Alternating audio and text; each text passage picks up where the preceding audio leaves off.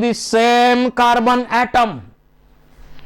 याच कार्बन ॲटमला amino group पण जोडलेला आहे आणि कार्बोझायलिक ग्रुप पण जोडलेला आहे. त्याला आपण म्हणतो alpha carbon. So they are called as alpha amino acids.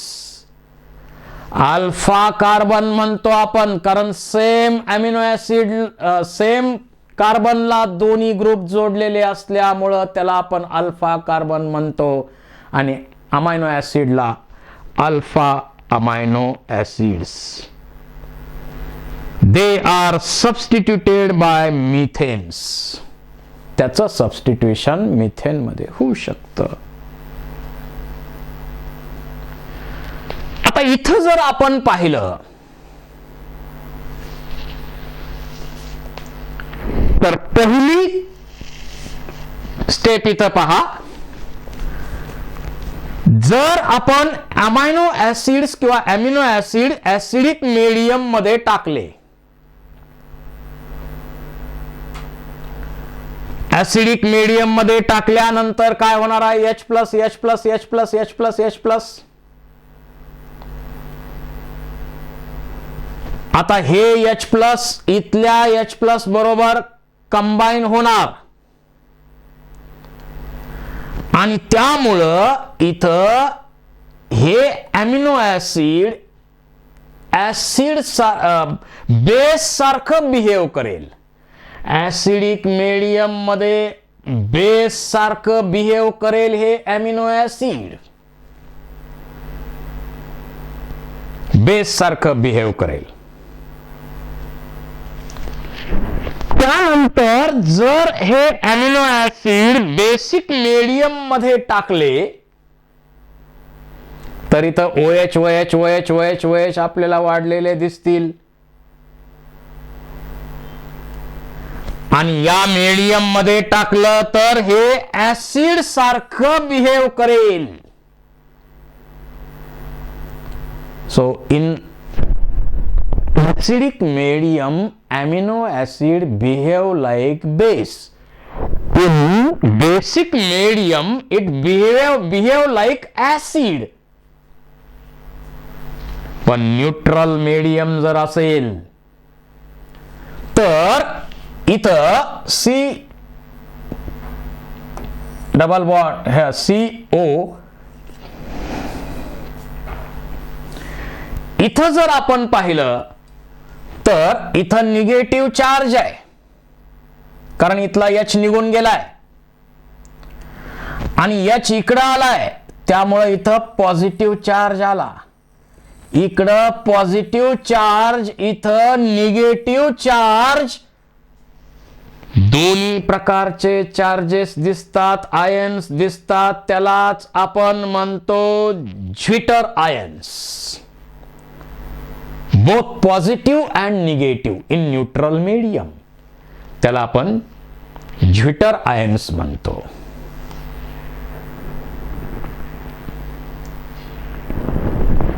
Amino acid मध्ये पहा फरक कशात दिसतो. अमायनो ग्रुप COOH ग्रुप तर नक्की आहेच आहे. सेम कार्बनला दोन्ही जोडलेले असतात ते सगळ्यांमध्ये कॉमन असेल. इथं R च्या ठिकाणी H आहे. जर H असेल तर ते सर्वात सिंपलेस्ट अमिनो ऍसिड असेल ग्लायसिन. जर इथं CH3 न रिप्लेसमेंट R च्या ठिकाणी तर काय CH3 अलेनाइन म्हणतो.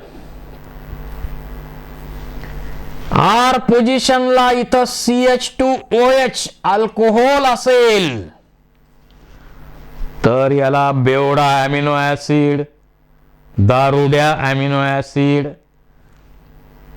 आणि असं बेवडा अमिनो ऍसिड आहे सिरीन. म्हणजे R पोझिशन मध्ये प्रत्येक ठिकाणी वेगळा वेगळा वेगळा वेगळा जेवढे अमिनो ऍसिड असतील तेवढ्या ठिकाणी वेगळे वेगळे वेगळे कंपाऊंड्स तुम्हाला पाहायला मिळतील.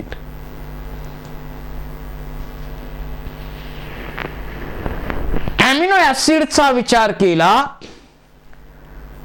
तर अमिनो ऍसिड भरपूर आहेत निसर्गामध्ये, परंतु त्यापैकी 20 amino acids out of total amino acids, only 20 amino acids are used in protein synthesis. प्रत्येक सेल मध्ये प्रोटीन सिंथेसिसची प्रोसेस होते, मग ती प्रोकॅरियोटिक असो नाहीतर यूकॅरियोटिक असो, प्रोटीन सिंथेसिस प्रोसेस कंपल्सरी होणार.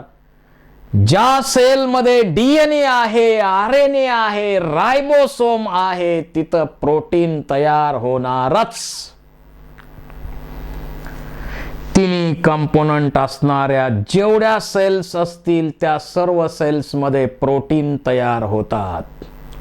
आणि protein is a chain of specific amino acids linked by peptide bonds to form polypeptide chain. तर असे 20 अमिनो ऍसिड्स प्रोटीन सिंथेसिसच्या प्रोसेससाठी वापरले जातात.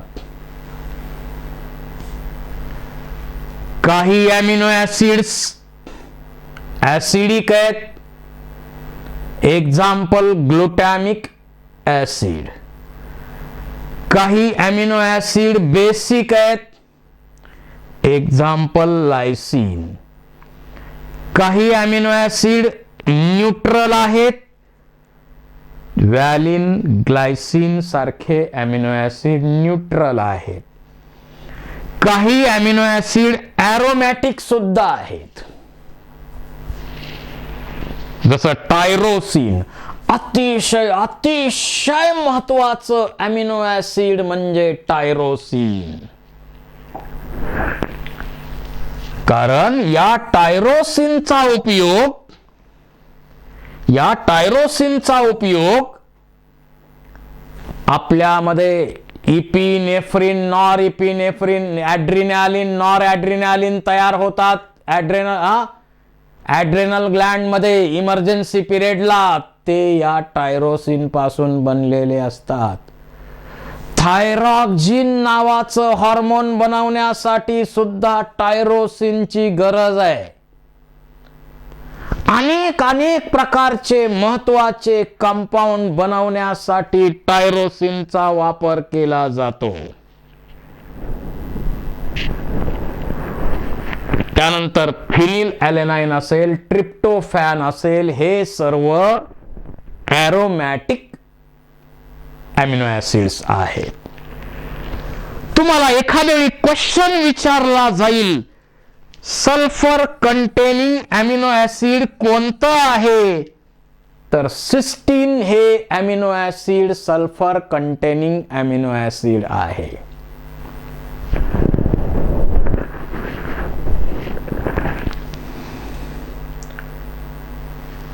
आता या अमिनो ऍसिडच्या 2 कॅटेगरीज केलेल्या आहेत.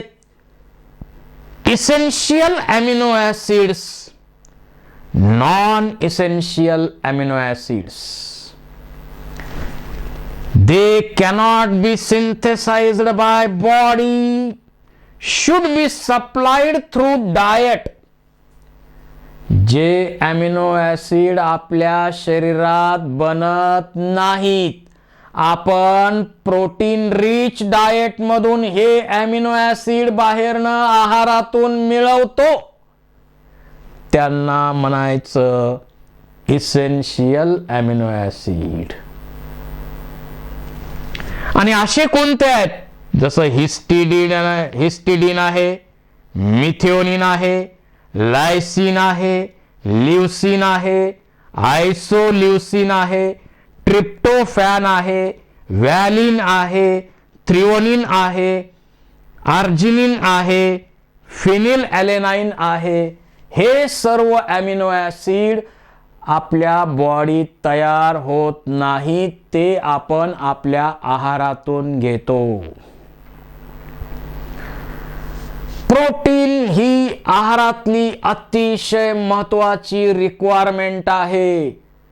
विशेषतः व्हेजिटेरियन पीपल्स जे आहेत त्यांच्या बाबतीत प्रोटीनची काळजी जास्त घेणं आवश्यक आहे, कारण त्यांच्यामध्ये प्रोटीन डिफिशियन्सी जास्त असतात. कारण आहारामध्ये एकतर प्रोटीन कमी मिळतात आणि विशेष म्हणजे सतत काही ना काही उपवास त्यांचे चालू असतात आणि यामधून प्रोटीन जेवढं बॉडीला पाहिजे तेवढं अवेलेबल होत नाही. प्रोटीन डिफिशियन्सी त्यांच्यामध्ये निर्माण होतात. याचा विचार आपल्याला केला पाहिजे. म्हणून त्यांना प्रोटीन रिच डाएट घेण्यास भाग पाडलं पाहिजे. नॉनव्हेज घेणाऱ्या लोकांमध्ये ही समस्या नाही, कारण नॉनव्हेज मधून त्यांना भरपूर प्रोटीन्स अवेलेबल होतात.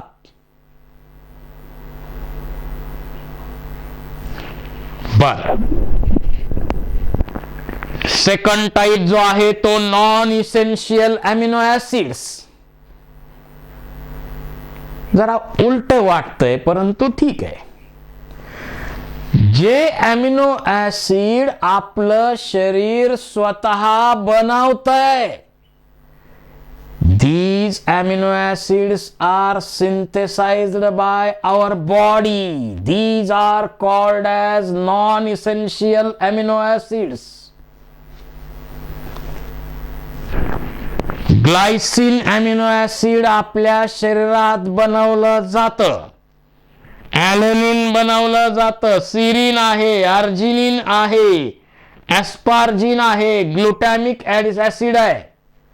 त्याच्याशिवाय 21 नंबरचं अमिनो ऍसिड सोलेसिस्टीन नावाचं अमिनो ऍसिड सुद्धा 21 नंबरचं आहे. तेही आपल्या बॉडीमध्ये बनवलं जातं. मग जे अमिनो ऍसिड आपल्या बॉडीमध्ये बनवले जातात ते बाहेरनं घेण्याचा विषय येतच नाही.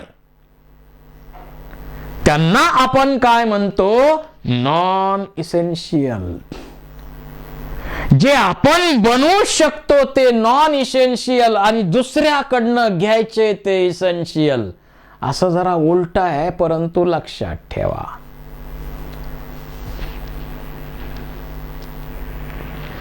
आता इथं जर पाहिलं मगाशी आपण सांगितलेलंच आहे, in amino acids NH2 and COOH have ionizable nature. Ionizable nature आहे त्यांचं. So structure of amino acid changes in solutions of different pH. मगाशी आपण सांगितलंय ऍसिडिक मीडियम मध्ये बेस सारखं, बेसिक मीडियम मध्ये ऍसिड सारखं बिहेव करतात अमिनो ऍसिड, आणि न्यूट्रल मीडियम मध्ये कसं आहे? Zwitter ions. If both NH2 and COOH are ionized, it is called as zwitter ion. याला आपण ज्विटर आयन म्हणतो. Both positive and negative ions.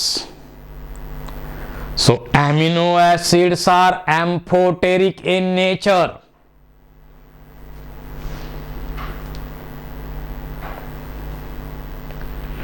Amino acid नंतर आपल्याला स्टडी करायचे आहेत लिपिड्स.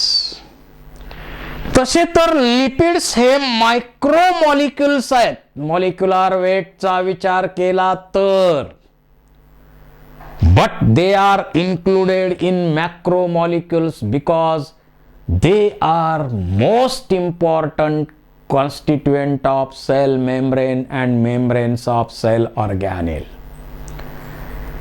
यावरती MCQ विचारला जातो. लक्षात ठेवा, लिपिडच्या बाबतीमध्ये डबल म्हणजे कन्फ्युजन आहे थोडंसं.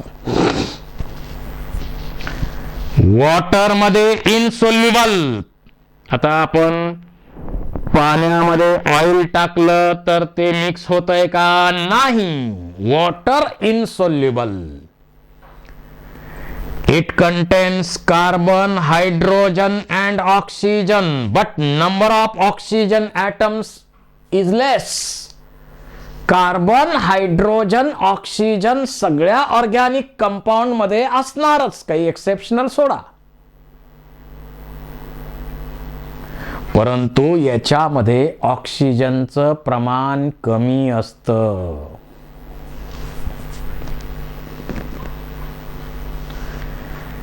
या लिपिड मध्ये 3 मेजर टाइप आहेत.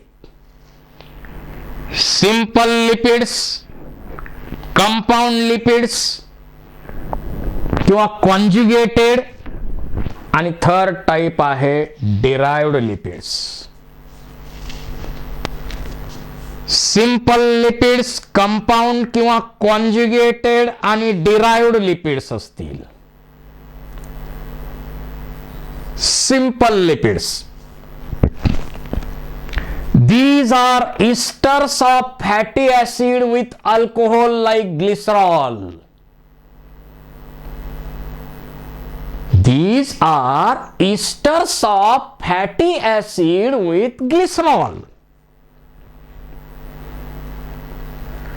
Fatty acids काय? These are lipid with hydrocarbon chains R group ending in COOH group RCOOH. इथं आपल्याला पामिटिक ऍसिड दाखवलेलं आहे. कार्बन 16 कार्बन असलेलं हे पामिटिक ऍसिड इथं दाखवलेलं आहे. The palmitic acid has 16 carbons, while arachidonic acid has 20 carbons.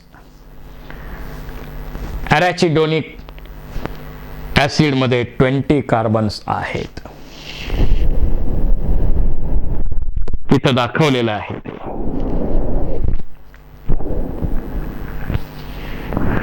आता फॅटी ऍसिड जे आहेत ते सॅच्युरेटेड आणि अनसॅच्युरेटेड असे 2 टाईपचे येतात.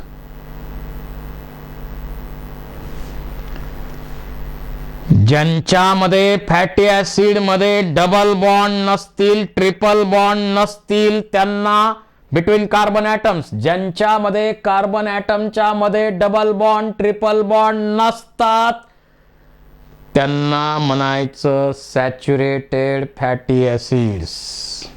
जसं पामिटिक ऍसिड आहे, स्टिरिक ऍसिड आहे, हे सर्व कसे आहेत? सॅच्युरेटेड आहेत. हे लेस रिॲक्टिव्ह आहेत आणि त्यामुळं बॉडीमध्ये स्टोअर केले जातात आणि त्याच्यामुळंच आपल्यामध्ये ओबेसिटी, बघा जाडी वाढते, आपली जाडी वाढते. ही ओबेसिटी मध्ये कोणते फॅटी ऍसिड? ट्रायग्लिसराइड्स मोठ्या प्रमाणावर स्टोअर केलेले आहेत. हे सॅच्युरेटेड फॅटी ऍसिड लेस रिॲक्टिव्ह आहेत, त्यामुळं बॉडीमध्ये मोठ्या प्रमाणावर डिपॉझिट करून ठेवलेले आहेत आणि त्यामुळं ओबेसिटी होते. इकडं अनसॅच्युरेटेड फॅटी ऍसिड जे आहेत त्यांच्यामध्ये एक किंवा त्याच्यापेक्षा जास्त डबल बॉन्ड्स असणार. 1 or more double bonds are present in unsaturated fatty acids. जसं ओलिक ऍसिड आहे, ॲरॅचिडोनिक ऍसिड आहे. These unsaturated fatty acids are more reactive, so they tends to metabolize in body. जास्त रिॲक्टिव्ह असल्यामुळं बॉडीमध्ये metabolism मध्ये हे वापरले जातात आणि एनर्जी प्रोव्हाइड करतात.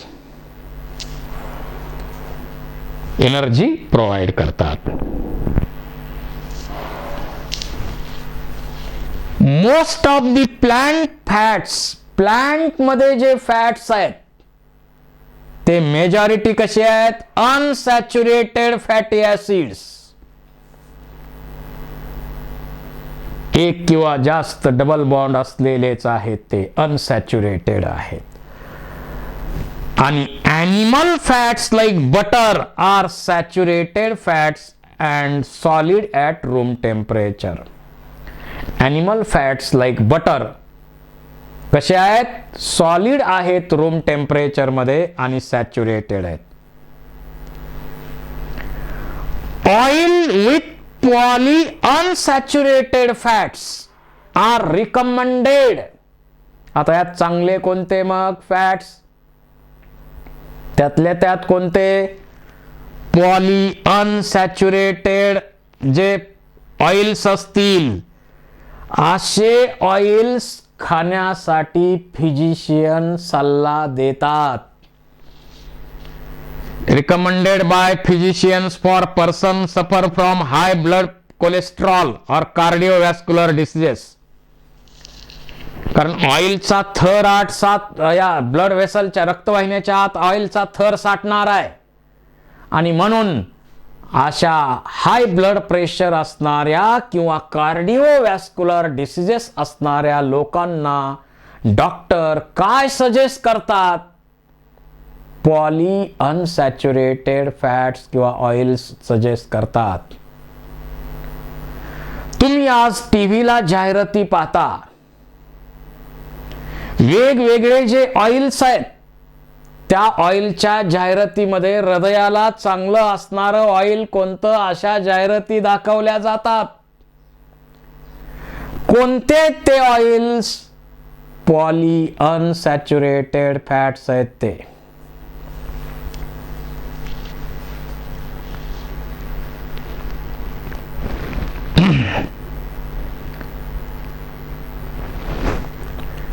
कशासाठी? This is because cholesterol, because increase the proportion of polyunsaturated fatty acid. Body मध्ये जर पॉली अनसॅच्युरेटेड फॅटी ऍसिडचं प्रमाण वाढवलं, तसे ऑइल जर खाल्ले तर saturated fatty acid without decreasing the fats in the diet tends to lower the cholesterol level in blood. त्यामुळं cholesterol level ब्लडची कमी होण्यास मदत होईल, म्हणून हे सजेशन दिलं जातं.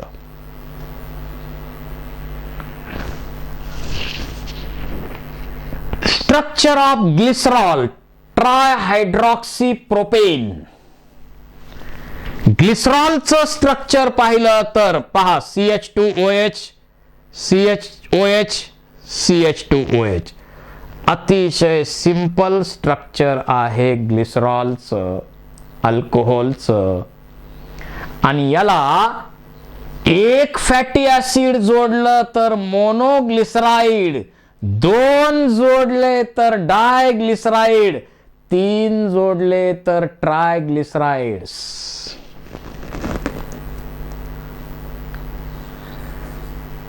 The fatty acids are esterified with glycerol through ester bond. बघा, हे फॅटी ऍसिड आहे आणि हे ग्लिसरॉल आहे. हे जोडताना इथं वॉटर रिमूव्ह होणार. कोणताही बॉन्ड तयार होत असताना वॉटर तयार होतच, वॉटर रिमूव्ह होतच. पहा, इथं OH आणि H कंबाईन होऊन इथलं वॉटर रिमूव्ह केलेलं आहे आणि इस्टर बॉन्ड यांच्यामध्ये तयार झाला. असं झालं मोनोग्लिसराइड. जर एक ग्लिसरॉल एकच आहे आणि एक फॅटी ऍसिड असेल तर त्याला मोनोग्लिसराइड म्हणायचं. एक ग्लिसरॉल 2 फॅटी ऍसिड असतील तर डायग्लिसराइड म्हणायचं. एक ग्लिसरॉल आणि 3 फॅटी ऍसिड असतील तर ट्रायग्लिसराइड म्हणायचं. मोनोग्लिसराइड पहा, ग्लिसरॉल एकच आहे, फॅटी ऍसिड एक जोडलं, इथं फॅटी ऍसिड 2 जोडलेत आणि इथं ट्रायग्लिसराइड मध्ये 3 फॅटी ऍसिड जोडलेले आहेत एका ग्लिसरॉलला. मोनोग्लिसराइड, डायग्लिसराइड, ट्रायग्लिसराइड्स अशा प्रकारे आहेत.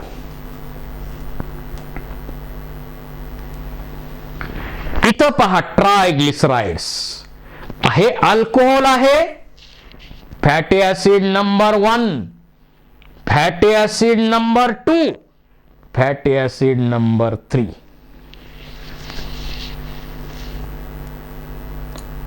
हा triglycerides.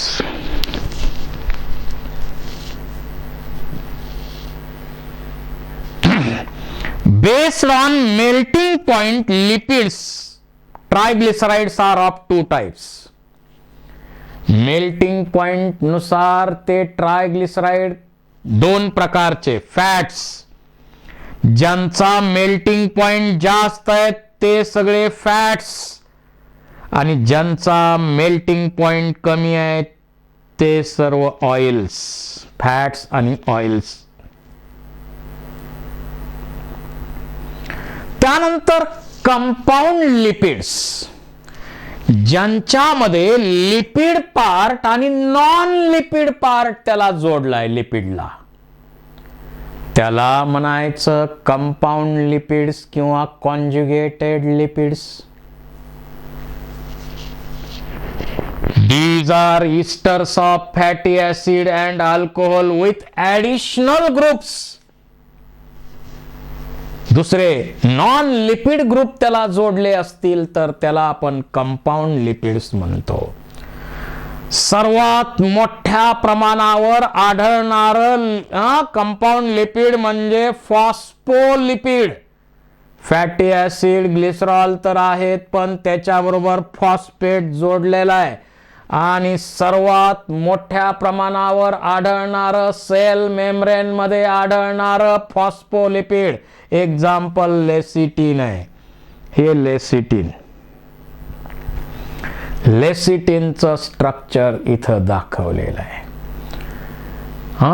Non lipid group phosphate जोडलाय याला लिपिडला, तर अशा प्रकारे कंपाऊंड लिपिड आहेत. हे सेल मेम्ब्रेन मध्ये फॉस्फोलिपिड मोठ्या प्रमाणावर असतात. मेन लिपिड तेच आहेत सेल मेम्ब्रेन मध्ये. डिराइव्ड, त्याच्यापासून बनवलेले जे असतील त्याला आपण डिराइव्ड म्हणतो. वॅक्स, कोलेस्ट्रॉल हे डिराइव्ड लिपिड्स आहेत. कॅरोटिनॉइड्स हे डिराइव्ड लिपिड्स आहेत. These are products of hydrolysis of simple lipids and compound lipid. म्हणजे सिंपल लिपिड किंवा कंपाऊंड लिपिडचं हायड्रॉलिसिस केल्यानंतर आपल्याला मिळणार डिराइव्ड लिपिड्स. कोलेस्ट्रॉल, कोलेस्ट्रॉलचं स्ट्रक्चर क्वेश्चन मध्ये दाखवलं जातं. पहा, इथं 2 रिंग आहे, ही 3री रिंग आहे, 4थी रिंग आहे, 5वी रिंग अर्धवट आहे आणि तिला एक दार आहे. अशा प्रकारचं स्ट्रक्चर दाखवलं जातं MCQ मध्ये आणि तुम्हाला विचारलं जातं हे स्ट्रक्चर कशाचं आहे. कोलेस्ट्रॉल. आपल्यामध्ये गुड कोलेस्ट्रॉल, बॅड कोलेस्ट्रॉल दोन्ही प्रकारचे कोलेस्ट्रॉल आहेत.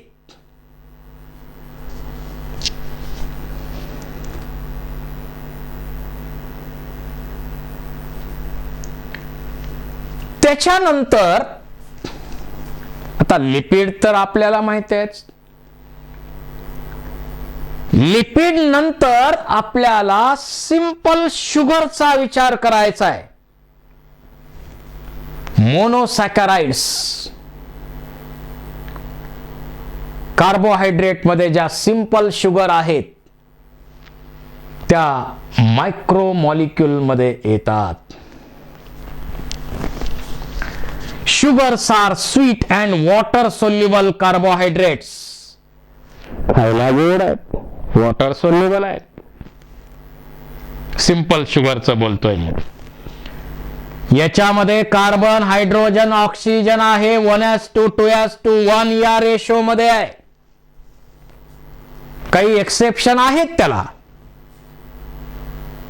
काही एक्सेप्शन त्याला आहेत, परंतु 1:2 2:1 हे प्रमाण ग्लुकोज म्हणा, रायबोज म्हणा, फ्रक्टोज म्हणा यांच्यामध्ये आपल्याला पाहायला मिळेल. जसं ग्लुकोज C6H12O6, रायबोज C5H10O5. अशा प्रकारच्या शुगरमध्ये कार्बन, हायड्रोजन, ऑक्सिजन यांचं प्रोपोर्शन 1:2 2:1 असतं. सर्व शुगरमध्ये असं नाही आहे. कार्बोहायड्रेट आपण त्या डिटेल स्टडी नंतर करणार आहे. आता आपल्याला फक्त मायक्रोमॉलिक्यूल स्टडी करायचे. बाकीचे मायक्रोमॉलिक्यूल ब्रीफ मध्ये आपण स्टडी करणार आहे. जसं इथं nitrogen bases. Nitrogen bases are nitrogen containing compounds. They are of two types like purines. 1 3 7 9 या ठिकाणी नायट्रोजनची position purine double ring compound आहेत आणि पिरिमिडिन हा सिंगल रिंग कंपाऊंड आहे. प्युरिन 2 प्रकारचे आहेत, ॲडेनिन आणि ग्वानिन.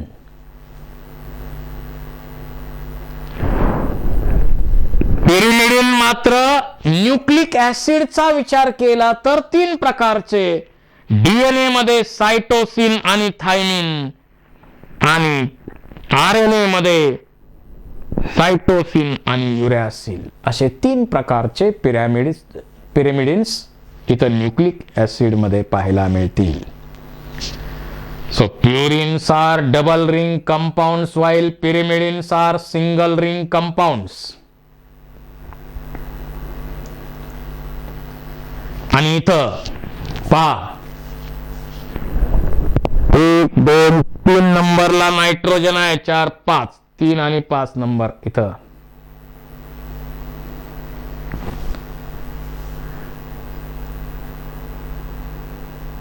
अशा प्रकारे प्युरिन्स, पिरिमिडिन्स हे नायट्रोजन बेसेस आहेत.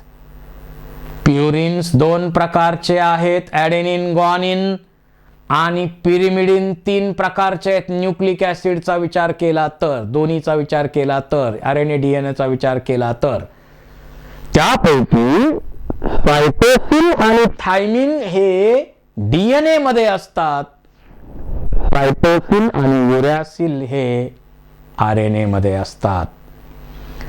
यांचे पण डिटेल्स आपण पुढं न्यूक्लिक ऍसिड मध्ये स्टडी करणार आहोतच.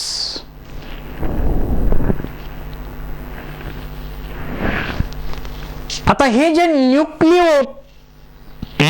हे नायट्रोजन बेसेस आहेत त्यांच्यापासून न्यूक्लिओटाइड्स बनतात. जर नायट्रोजन बेस, एक नायट्रोजन बेस या पेंटोस शुगरला जोडलं, जर हे पेंटोस शुगर आहे, या पेंटोस शुगरला एक नायट्रोजन बेस जोडलं तर याच्यापासून बनतो न्यूक्लिओसाइड. इथं ॲडेनिन जोडलंय तर ॲडिनोसिन न्यूक्लिओसाइड, युरॅसिल जोडलंय तर युरॅसिल न्यूक्लिओसाइड. So when one of the nitrogen base is attached to the pentose sugar, it becomes nucleoside. अशा प्रकारे ॲडेनिन जोडलं तर ॲडिनोसिन न्यूक्लिओसाइड, ग्वानिन जोडलं तर ग्वानोसिन न्यूक्लिओसाइड, थायमिन जोडलं तर थायमिसिन न्यूक्लिओसाइड, थायमिडिन न्यूक्लिओसाइड आणि सायटोडिन न्यूक्लिओसाइड आणि आरएनए असेल तर तिथं थायमिनच्या ऐवजी इरिडिन न्यूक्लिओसाइड असे हे न्यूक्लिओसाइड्स आहेत. आणि त्याला जर 3ऱ्या किंवा 5व्या कार्बन ॲटमला फॉस्फोरिक ऍसिड त्या न्यूक्लिओसाइडला जोडलं त्या न्यूक्लिओसाइडला फॉस्फॉरिक ऍसिड जोडलं तिसऱ्या किंवा पाचव्या कार्बन ऍटमला, त्याचा बनतो न्यूक्लिओटाइड. तेव्हा एका न्यूक्लिओटाइड मध्ये काय काय येणार पहा. नायट्रोजन बेस, शुगर आणि फॉस्फेट ग्रुप यांनी मिळून बनणार nucleotide. It is a basic unit of DNA and RNA. DNA असो नाहीतर आरएनए असो, न्यूक्लिओटाइड न्यूक्लिओटाइड न्यूक्लिओटाइड न्यूक्लिओटाइड न्यूक्लिओटाइड जोडून जोडून जोडून जोडून त्यांची एक पॉलिन्यूक्लिओटाइड चेन बनते. ऍडेनिन जोडलं तर शुगर तीच आहे, फॉस्फेट तोच आहे, पण ऍडिनोसिन न्यूक्लिओटाइड, ऍडेनिन न्यूक्लिओटाइड, ग्वानिन न्यूक्लिओटाइड, सायटोसिन न्यूक्लिओटाइड, थायमिन न्यूक्लिओटाइड आणि थायमिनच्या ऐवजी आरएनए मध्ये युरॅसिल न्यूक्लिओटाइड, असे न्यूक्लिओटाइड्स इथं बनलेले आहेत. आणि हे सुद्धा मायक्रोमॉलिक्यूल आहेत, पण यांचा उपयोग मॅक्रोमॉलिक्यूल न्यूक्लिक ऍसिड बनवायला केला जाणार. अॅमिनो ऍसिड मायक्रोमॉलिक्यूल आहेत, पण त्यांचा उपयोग प्रोटीन सारखा मॅक्रोमॉलिक्यूल बनवायला केला जाईल. मोनोसॅकॅराइड मायक्रोमॉलिक्यूल आहेत, पण त्यांचा उपयोग कॉम्प्लेक्स शुगर बनवायला, पॉलिसॅकॅराइड तयार करायला केला जाईल.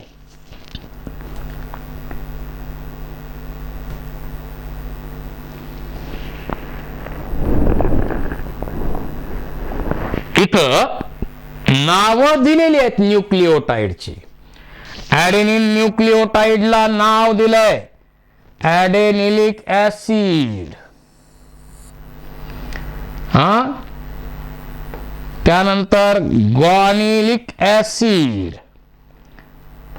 सायटिडिलिक ऍसिड, थायमिडिलिक ऍसिड आणि युरिडिलिक ऍसिड, ही नावं दिलेली आहेत न्यूक्लिओटाइड्सना. काय काय झालं मग यामध्ये? एक पेंटोस शुगर असणार, ही रायबोज किंवा डीऑक्सी रायबोज. आता डीऑक्सी रायबोज असेल तर सेकंड कार्बन ऍटमला एक ऑक्सिजन कमी असतो, त्याला एक नायट्रोजन, पेंटोस शुगरला एक नायट्रोजन बेस जोडलं की बनला न्यूक्लिओसाइड. आणि न्यूक्लिओसाइडला फॉस्फॉरिक ऍसिड जोडलं, इस्टर बॉन्ड इथंही तयार होतं, वॉटर रिलीज होणार, त्याचा बनतो न्यूक्लिओटाइड. म्हणजे न्यूक्लिओसाइड प्लस फॉस्फॉरिक ऍसिड फॉर्म्स न्यूक्लिओटाइड. न्यूक्लिओटाइड मधून फॉस्फेट काढला तर राहतो न्यूक्लिओसाइड. असा डिफरन्स त्यामध्ये पाहायला मिळेल. तर न्यूक्लिओटाइड हे ऍडेनिन न्यूक्लिओटाइड, ग्वानिन न्यूक्लिओटाइड, थायमिन न्यूक्लिओटाइड, सायटोसिन न्यूक्लिओटाइड, थायमिनच्या ऐवजी आरएनए मध्ये युरॅसिल न्यूक्लिओटाइड एक वेगळा आहे.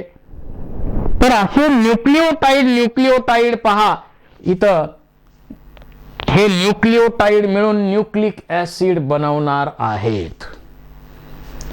हेच बेसिक युनिट आहे. So nucleotides are heterocyclic compounds. Nucleic acid, DNA and RNA are made up of nucleotides.